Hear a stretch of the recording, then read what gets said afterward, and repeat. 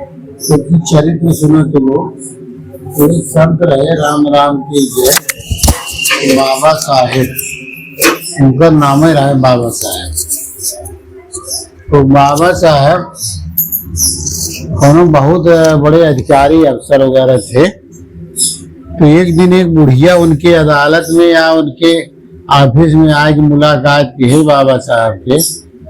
तो बाबा साहब को देख के कहा बेटा अब तू साधु बन जावा, ज्यादा दिन या पद पर रहबा न। वो साहब पूछे उनके एफजीएम बोले ज्यादा दिन आप रहबा न। जब बात आई गई हुई गई चली आए बुढ़िया, लेकिन जब घरे आए तो इनके अंदर बड़ा लगा कि आखिर ऐसा उसने क्यों बोला। अंदर बहुत मनन करने लगे। मनन करते करते करते इस निर्णय में पहुंचे एक दिन मर तो सही में जाएंगे। इस साहबगिरी कितने दिन चलेगी, 10-20 साल और रहेंगे, उसके बाद वृद्ध हो जाएंगे, घर की गृहस्थी में जाएंगे, तो ऐसे जिंदगी तो एक दिन खत्म तो हो ही जाएगी। वो माई सही बोली है। अब उनके मन में वो उच्चाटन आया और सचमुच वो घर गृहस्थ त्यागे, नौकरी से रिजाइन दिए और चल दिए। यही पश्चिमी उत्तर प्रदेश में वो ज्यादा करके गंगोत्री जहां से निकली, गंगोत्री से लेके यही दिल्ली उल्ली तक, यहाँ तक यमुना जी है, यही एरिया उनका भ्रमण का रहा। यमुना जी किनारे ज्यादा ही रहते थे और वो कुछ अपने लिए बनाते नहीं थे, जैसे कि झोपड़ा वोपड़ा कुटी आश्रम, कुछ नहीं। घूमते फिरते जिंदगी उनकी थी। राम राम रटते रहे, राम राम रटते रहे। कोई मिल गया, कुछ दे दिया तो खा लिए, नहीं तो जिंदगी ऐसी चलती रही। बारिश के सीजन और ठंडी के सीजन में उनको जगह चाहिए थी, तो उनकी एक आदत है या तो झूले बजाते रहे या तो मचाना बनाते। तो या तो बारिश में चले जाए गुफा में पहाड़ों पे, उत्तराखंड साइड में गुफा तो है, गुफा में कहीं बारिश काट ले या तो ठंडी काट ले। नहीं तो उनकी कोशिश रहे कि ठंडी और बारिश दोनों में से चलते फिरते जिंदगी कटे। तो उनकी भक्ति इतनी निर्मल हुई कि वो कुछ इच्छा नहीं रखे। तो स्वयं हनुमान जी एक बुढ़वा के वेश बना के उनके आगे पीछे चला करें। पूछ लें कि महाराज आज किहर चल रहे, तो बताओ कि देखिए कुछ प्लांट बान है, चल दिया जहाँ चल दिया। तो हनुमान जी जब वहां पहुंचे, हनुमान जी के पहले बुढ़वा वेश में खड़ा रहा। अरे कहा कैसे संत जी आ गया, कहा हम जानते हैं यहाँ तक तू उबी कर रहे, अब एक बात थकाई जावत आराम हो राम। तो कहाँ रहा, कहा पेड़ के नीचे आवा, व्यवस्था किए तो पाती साथी जुगाड़ लगाए थे, कहीं यहाँ पर रह ले।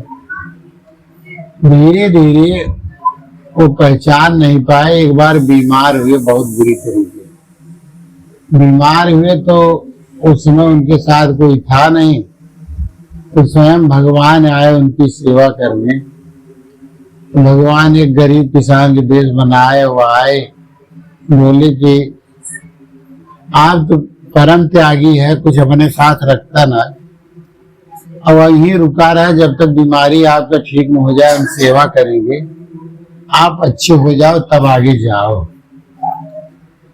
अब मजबूरी है, बीमारी है, चले नहीं जाता तो रुक तो बड़वा ही करे। उसी रात उनको माता गंगा जी के दर्शन हुए। तो गंगा जी कहती है कि लीजिए दवा, वो देती है। संतों को दवा करीब करीब गंगा जी देती है, जैसे प्रयाग में अपने सबको मदद करती हैं। तो वो दवा दी तो उनसे पूछे माता है आप कौन, कहे मैं गंगा जी हूँ। कहे कौन गंगा, कहा जो सर्वत्र व्याप्त है ज्ञान रूपी गंगा, वही मैं हूँ।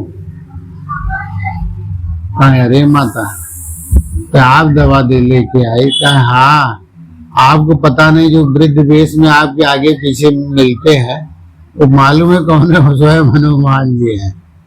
और जो आपके यहाँ रोके किसान वेश में आते हैं ना, स्वयं भगवान राम है, आपकी सेवा में रहते आगे पीछे। इसलिए जो है आप बहुत उच्च स्तर के संत हो। कहा माता यही मुझे पता नहीं चल पा रहा था कि हम किस दिशा में है, साधना हमारी सही है गलत है। क्योंकि हम ज्यादा घर गृहस्थी या सामान जोड़े इसलिए नहीं कि ना जाने अभी भक्ति लाइन में कहाँ उतार चढ़ाव है, सही है गलत है, कोई बताने वाला नहीं, कोई कुछ नहीं। कहने मैं आपको सत्य बता रही कि हनुमान जी स्वयं भगवान आपके आगे पीछे रहते हैं। अब उसी दिन से इनको आंकड़ा लग गया कि मतलब भक्ति कुछ ट्रैक पे हमारी चल रही है। तब तो कुछ रिपोर्ट आ रहा है ना, गंगा जी काहे बोलती, झूठ तो नहीं बोलेगी। वहां रहे तो वो जो किसान रूप में आए इलाज करने, तो वो बाबा साहब उनको प्रणाम के लिए चरणों गिर पड़े, कहे नहीं गंगा जी दवा दे के कही है, खाया मैं और हमें अब आराम है, पर आप कृपा करके बता दो नाथ। तब वो बोले भगवान देखिए ऐसा है ना, आप जैसा परम त्यागी मैंने देखा नहीं, इतने अच्छे उच्च पद पे रहते हुए जब सारी सुविधाएं थी आपने परित्याग किया, और हमारी भक्ति में जानने के लिए कि मेरा एक दिन शरीर अंत हो जाएगा, जीते जी भगवान के विषय में कुछ करो, उनको जानो। इतना बड़ा त्याग करके इतने बड़े सत्य के खोज में आप भ्रमण कर रहे हो, जंगल पहाड़ को सब कुछ को त्याग करके, इसलिए आपकी जो बड़ी कठिन तपस्या से है हमें नहीं देखा गया, इसलिए हम स्वयं आगे पीछे आप रहते हैं। और अब आप जब जान ही चुके हो माता गंगा की कृपा से, हम आपको आशीर्वाद देते हैं कि आपका न तो नर्क में वास होगा, न तो आपका पतन होगा। आपकी भक्ति में जैसे लगे हो धीरे धीरे और उन्नत होती जाएगी और उच्च अवस्था की स्थिति प्राप्त होगी। क्योंकि बीमारी काल में जो भी आपने जो कुछ भजन किया है, अब बीमारी काल में तो हो नहीं पाएगा, ज्यादा दर्द कर रहा है वो सब है ना, तो जो कुछ किए हो, जैसे 10 साल के आपकी जो भजन तपस्या की हो, ये बीमारी के 1 महीने के बराबर लेवल यानी बराबर होगा। ऐसे हम और उच्च स्थिति आपको देते चले जाएंगे। लेकिन आप अपने शरीर का थोड़ा ख्याल इसलिए रखो, अगर शरीर रहेगा नहीं तो आप भजन करोगे कैसे। ये अब संसार से ही कुछ सुख सुविधाएं ली जाती हैं, उतना संसार की सेवा आपके द्वारा हो जाएगी, जहां आप तो धीरे धीरे उनमें भाव जगा तो वो लगे।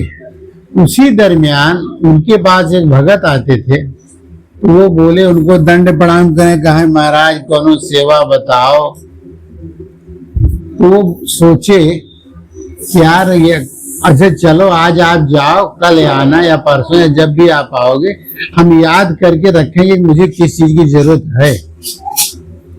अब उनको उन्हीं की जरूरत उनको पता नहीं है, यानी कोनो इच्छा नहीं है, इसका मतलब जरूरत खत्म। तो वो पेशे से वकील थे, तो वो जब घर से निकले तो प्लान बनाए रहे, पत्नी से बोलने की देख आज तो जा रहे कोर्ट, कल परसों समय मिलेगा तो जाएंगे महाराज के यहाँ, जाके पूछ के आए उनको क्या चीज की जरूरत है। तो जब गए तो देखे तो महाराज बैठे थे गुफा में, और ये गए दंड प्रणाम किए, बोले महाराज हम आए हैं, वही वकील साहब हैं, कुछ आपकी जरूरत क्या है, कुछ बता दो हम ले आ दें सर सामान। हाँ यार हम बहुत ख्याल कर रहे, मुझे कुछ ध्यान में नहीं आ रहा है कि कमी क्या है, मैं क्या तुमसे मंगाऊं। चलो कोई बात नहीं, तुम यहाँ तक आए ना, समझ लो मेरी सब जरूरत की पूर्ति हो गई। जैसे वो आ गए जरूरत की पूर्ति हो गई, अब जो कुछ कुटिया में नून नमक है खा लो तुम भी, जाओ। वो चले गए, लेकिन उनके मन अंदर यही चिंतन रहे कि ऐसा संत मैंने नहीं देखा जो आज तक अपनी जरूरत ही नहीं याद कर सका कि हमें संत लाइन में रह के मुझे जरूरत किस चीज की है, खाना कपड़ा तेल साबुन जो कुछ प्रारब्ध बस मिल गया आकाश वृत्ति से वो खा लिए। एक दिन स्थिति वकील साहब के आते जाते, वकील साहब का भी मन इन्हीं में रम गया। वकील साहब जिस कोर्ट में जाते थे तो वहां के अच्छे वकीलों में थे ये। तो वकील साहब बोले अपने धर्म पत्नी से, कहा देख मैं बड़ी दुविधा बड़ी संशय मेरी जिंदगी रहती है, तो महाराज के पास जाऊं, कुछ उनसे वो ज्यादा करके बोलते नहीं, उनके पास जाता हूँ सुकून शांति मिलती है, कुछ सीखने को मिलेगा। जिंदगी भगी जा रही है, देख मेरी भी उम्र 40-50 हो गई। अब धीरे धीरे इधर गृहस्थी की जिम्मेदारी है, लड़की से आनी शादी करने के लिए, लड़का पढ़ाना, ये करना, पारिवारिक जिम्मेदारी, जैसा कुछ सोच। तो कहा देखिए ऐसा है ना, किसी का पति इसी उम्र में छोड़ देता क्या पत्नी उसके साथ मर जाती है? क्या नहीं मरती है? वो उनकी जिम्मेदारियों की निभाती है, तो मैं निभाऊंगी, या आप, मैं मर गई तो आप निभाओगे? निभाना तो है ही है गृहस्थी की जिम्मेदारी। इसलिए आप निश्चिंत होकर, अगर महाराज के यहाँ जाया करो तो वहां भी निश्चिंत होकर जाओ, और वकालत पेशे में जा रहे तो वहां भी निश्चिंत होकर जाओ, चिंता मत करो। कल परिवार के क्या होगा, मेरा क्या होगा, बच्चों क्या होगा, सब टेंशन छोड़ के जाओ। धर्मात्मा पत्नी रही होगी जिसने इतना साहस दिया। तो वो एक दिन गए वकील साहब उनके महाराज के यहाँ, तो महाराज अपना ध्यान में मस्त रहे, ये बैठे बैठे 1 घंटा 2 घंटा 3 घंटा तो झाड़ू पोछा कुछ किए अपना वहां करने के बाद तो उठे, तो महाराज के मुंह से निकला, यार भूख लगी है। तो अब जब वो भूख की बात की तो ये इनको चिंता हुई कि आज तो कम से कम कहे कि हमें भूख लगी है। अब वो भागे, कुछ लेके तो गए नहीं थे। अब वो बाहर भागे गया है, दुकान देखे, किसी घर के द्वार देखे, बोले माता कुछ बना है आप लोगों के यहाँ, भिक्षा हमें दे दो। हमारे महाराज जी भूखे हैं, इतने दिन बाद तो कुछ उन्होंने मांगा गया, मांगा तो नहीं, बोले भूख लगी है, बस इतनी बात वो बोले, इसलिए हम आए, हम कुछ ले नहीं आए, हम पैसा दे रहे। तो माई बोले वो महात्मा को मैं जानती हूँ, उसको आकाश वृत्ति है, कहीं न कहीं से तो आती है खाना पीना, फिर भी आप आए हो, हमारे पास जो कुछ है। अब खाने के समय चूंकि निकल चुका था, जो कुछ बचा होगा आधा तिया तो वही तो देंगे। तो कुछ रोटी टिक्कर दिए और कुछ था वो पाए और भागे भागे आए, कहा महाराज लो। अब महाराज खाए जो कुछ रूखा सूखा था, जब खाए तो बोले वकील यहाँ कर क्या रहे तुम? कहा महाराज आपके पास तो आए थे, आज मुंह से निकला कि मुझे भूख लगी है, इसलिए जो है हम कुछ ले तो नहीं आए, सोचे जितना जब मैं रोज तैयारी करके आता था कि इनको जो जरूरत होगी तो बताएंगे, अब बताए भी तो आज भूख लगी है।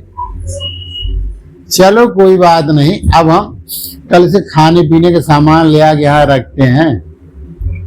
तो बोले कि देख ऐसा कर, तुम्हारे भी पारिवारिक जिम्मेदारी है। कहीं कोई बात नहीं महाराज, उनको खिलाए पिलाए, कहीं अब आज्ञा कहीं आज्ञा जाओ। और उस दिन वो भूल गए, उनका एक बहुत बड़ा केस का फैसला था, यानी बोर्ड पर लग चुका था, डिसीजन आने वाला था। अब जब वो वकील साहब वहां पहुंचते हैं तो वो जो वकील था वो खड़ा था, वो जज बोला कि वकील को बुलाओ, तो वकील साहब स्वयं भगवान बने और आके खड़े हो गए, खूब जीरा बहस हुई, जज फैसला दे दिया। किसके? वकील साहब के पक्ष में। इनके जो मुवक्किल था, मुवक्किल के पक्ष में फैसला हुआ, सब खुश हुए, मिठाई उठाई बटी। जो विपक्ष था वो भी बोला कि मैं गलत था और ये इस फैसले से मैं खुश हूँ, न्याय हुआ। तो सब प्रसन्न हुए, सब खाए पिए, मिठाई उठाई। तो सब अब कोर्ट बंद होने के टाइम से चले गए अपने अपने घर। अभी बंद होते समय थोड़ा चपरासी चौकीदार कुछ न कुछ तो वहां रहते हैं, ये भागे भागे पहुंचे। अरे बोले डायरी देखे थे, आज तो वो फैसला था, अरे हम तो बाबा जी की चक्कर में रह गए, कोई बात नहीं चलो। अब वकील साहब पहुंचे तो वहां पेशकार को मिले, वो बंद होने का टाइम था। तो बोला कि वकील साहब अभी तो गए, फिर इतनी जल्दी क्यों भागे? अरे क्या बोल रहे यार, आज तो हम चले गए थे एक जगह और हमें फुर्सत नहीं मिली, हम लेट हो गए। और हमारा मुवक्किल, अरे कहाँ, यहाँ 10 किलो मिठाई बट गई, सब खाए, फैसला आपके पक्ष में, आप जीरे किए, सब किए, काहे नहीं? मैं था ही नहीं, कैसे मैं जीरा करता, मैं तो आया ही नहीं। आखिरकार वो कहे था, पेशकार कहे मैं झूठ बोलना से आओ। और दूसरे लोगों को बुलाए, दो चार अगल बगल दुकानदारों को बुलाए, क्यों भाई आज क्या है? कहें अरे आज वकील साहब बड़ी अच्छी चीज है कि कितनी बढ़िया जरूरी कि फैसला जज को देना पड़ा, खूब मिठाई उठाई बटी। ये सोचे कि एक झूठ बोलेगा, दो बोलेगा, सब थोड़े बोल देंगे। इनकी आंखों में आंसू भराया, आए घर। जब घर आए तो उसके पहले वो मुवक्किल जो था घर से कुछ ले वो दे के गया वकील साहब के यहाँ, उनकी मिसेज थी, तो तुम बोले कि आज कोर्ट नहीं गए हैं वो, तो गए बोले अपने महाराज के यहाँ गए होंगे तब वो कोर्ट जाएंगे वहां से। तो वो बोला नहीं माताजी, वो तो अब साथ में थे, कोर्ट में हमारे साथ थे। ये पहुंचे, वो चला तो गया मुवक्किल, ये इनको उदास देखी तो लगे पत्नी के सामने रोने। कहे मैं समझ नहीं पा रहा कि क्या है ये भगवान की लीला।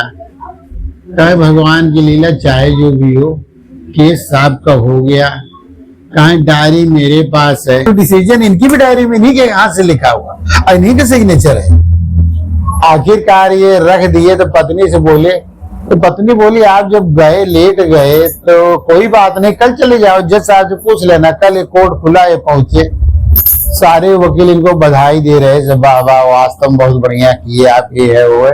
जज साहब से मिले तो जज साहब से बताए, कहे सरकार मैं जीरा में नहीं था, हमें आए जब आप कोर्ट ऑफ हो गया तब बोले अच्छा, कहे ठीक। घर वापस चले गए। अब जब मुवक्किल मिला, कहे वकील साहब और आपको कुछ देना, कहे कुछ देना लेना कुछ नहीं भैया, अब आप अपनी दुनिया में, हम अपनी दुनिया में।